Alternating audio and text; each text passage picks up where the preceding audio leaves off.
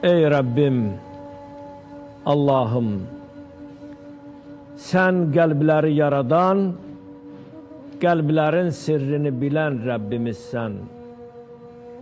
Ey qəlbləri çevirən Allah, qəlblərimizi iman üzərində sabit et.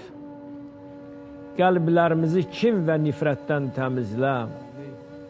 Qəlblərimizi mərhəmət və sevgi ilə doldur. Amin.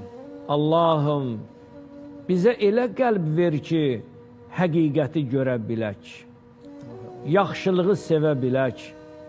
Pisliklərdən uzaq dura bilək. Ey Rəbbimiz, qəlbimizi Quran-ı Kərimin nuru ilə işıqlandır.